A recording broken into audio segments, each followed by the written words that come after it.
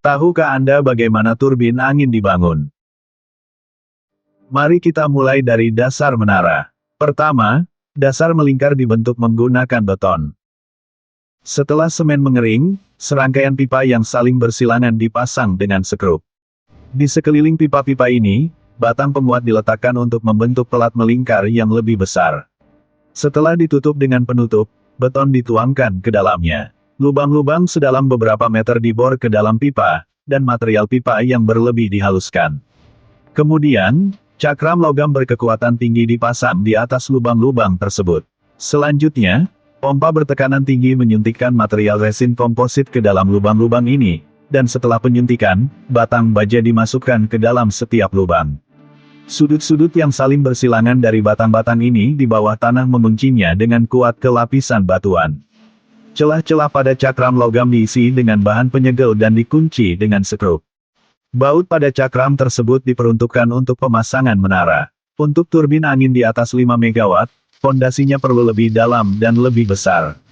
Tanah diratakan menggunakan mesin pengisi celah atau grouting machine, dan pondasi setinggi 3 meter dipasang di tengah, yang berfungsi sebagai pondasi vertikal, menghubungkan dan memposisikan turbin angin.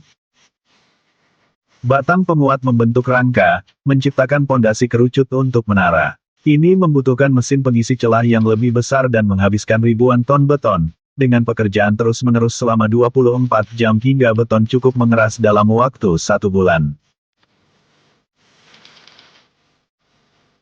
Pondasi kemudian dikubur dengan tanah.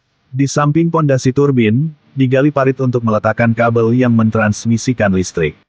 Ujung kabel lainnya dihubungkan ke gardu induk turbin angin.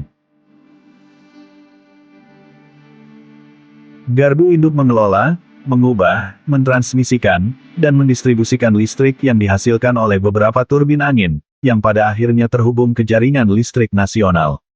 Setelah semuanya siap, perakitan turbin angin dapat dimulai.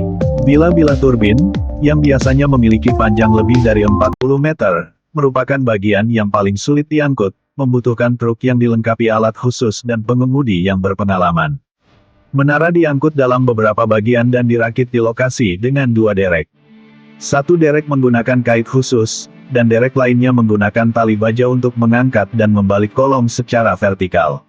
Setelah menyelaraskan dan mengencangkan setiap skrup, para pekerja memasuki lokasi. Sekarang kolom kedua diangkat, dengan para pekerja di dalamnya menyelesaikan penyambungan dan penguncian.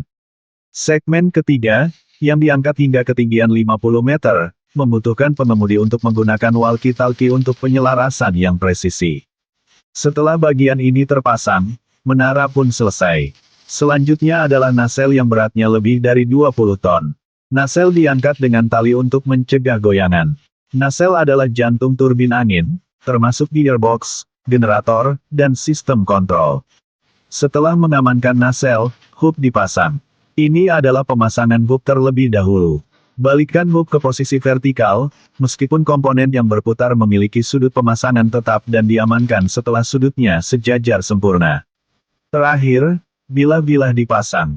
Bilah-bilah besar ini membutuhkan alat pengangkat khusus untuk pengangkatan, yang dikendalikan oleh tali dalam 4 arah untuk memastikan stabilitas selama pengangkatan. Tegangan di bawah membantu penyambungan saat bilah mencapai ketinggian akhirnya. Setelah pemasangan, pekerja secara manual melepaskan tali dan operator perlahan-lahan melepaskan alat pengangkat dari bilah.